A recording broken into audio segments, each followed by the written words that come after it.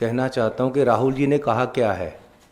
राहुल जी ने बोला है, एक सिख नौजवान को संबोधन करते हुए उन्होंने कहा, fight is about whether he है as a Sikh is going to be allowed to wear his turban in India, or he as a Sikh is going to be allowed to wear kara in India, or he as a Sikh is going to be allowed to go to Gurdwara in India.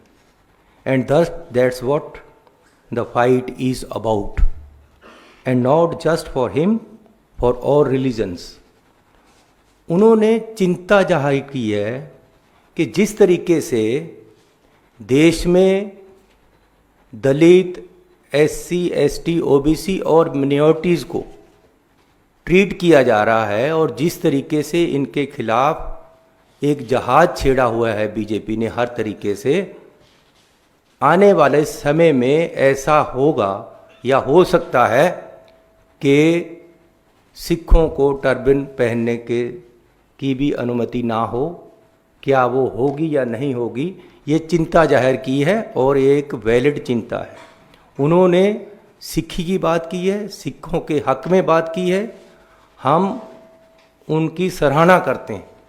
और जिस तरीके से उन्होंने सिख धर्म के प्रति अपनी श्रद्धा दिखाई और श्री हरमंदिर साहिब में जाकर सेवा भी की है, अक्सर जाते हैं, उससे सिख उनसे प्रभावित हैं।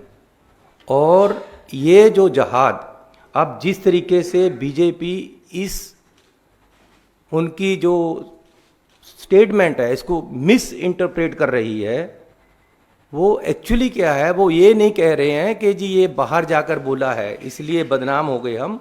एक्चुअली उनको तकलीफ ये है कि राहुल गांधी जी ने सिखों के हक में बोला है। तकलीफ ये है कि इन्होंने सिखों के हक में क्यों बोला, इसलिए लड़ाई दूसरी तरफ से बनाकर सिखों को बदनाम करने की कोशिश की जा रही है और राहुल गांधी जी को बदनाम करने की कोशिश की जा रही है। जो उन्होंने चिंता जाहिर की है वो जायज़ है और उसके बहुत सारे उदाहरण भी दिए जा सकते हैं मिनॉरिटीज़ में, दलितों में, ST, OBC में, कि किस तरीके से मौजूदा सरकार इनको दबा रही है और किस तरीके से इनके साथ व्यवहार किया जा रहा है। जो भी किसानी की बात करता है, जो पंजाब की बात करता है, जो सिखों की बात करता है, जो मिनॉरिटी की बात करता है, जो SC, ST की बात करता है, उसको या खालिस्तानी कहा जाता है या देश विरोधी कहा जाता है। ये कोई नई बात नहीं है। अगर राहुल जी ने कहा है तो पूरा पंजाबी लोग और हम सिख लोग उनके साथ हैं और हम उनकी सराहना करते हैं। He framed these issues as part of broader struggle for religious freedom in India. So Rahul ji ने जो बोला है हम उसके साथ हैं और बीजेपी सिखों की भावनाओं के साथ खेलना बंद करे।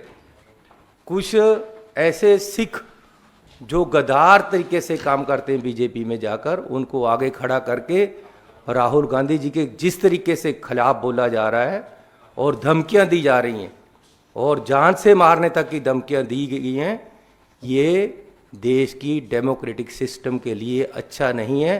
किस तरफ बीजेपी सरकार देश को ले जा रही है ये बीजेपी को सोचना पड़ेगा। और वो जो ये मरवाहा जैसे लोग हैं जिन्होंने उनको धमकियां दी हैं, उसी समय उन पे पर्चा हो जाना चाहिए था कि देश के अपोजिशन लीडर को किस तरीके से कि जी जो हाल तुम्हारे पूर्वजों का हुआ तुम्हारा भी होगा, ये धमकियां जो दी गई हैं इन पे उसी समय पर्चा हो जानी चाहिए था। और हम मांग भी करते हैं कि उन पे पर्चा हो। और ये जो सारा कुछ हो रहा है इलेक्शन को देखकर, जो मेन मुद्दे हैं उनसे ध्यान लोगों का भड़काने के लिए, उनकी इंटेंशन डाइवर्ट करने के लिए ये सारा कुछ हो रहा है। मैं पूछना चाहता हूँ कि पंजाब एक खेती प्रधान सूबा है, बहुत तरीके से पंजाब को उस वहाँ की अर्थव्यवस्था तहस नहस करने के लिए किसानों के खिलाफ कार्रवाइयाँ की जाती, उनके खिलाफ काले कानून लेकर आते हैं। इस बार भी ये चोने की फसल है, पैडी, वहाँ आज तक शैलरों में चावल रुल रहा है, उठाया नहीं गया। हर शैलर वाले को 1 से 10 करोड़ रुपए तक का घाटा पड़ गया है। सरकार चाहती है कि पंजाब में खेती ना हो, इसलिए खेती वालों को हैरान किया जा रहा है, उनको परेशान किया जा रहा है, उनके बिजनेस खराब किए जा रहे हैं, उनकी फसल उठाई नहीं जा रही।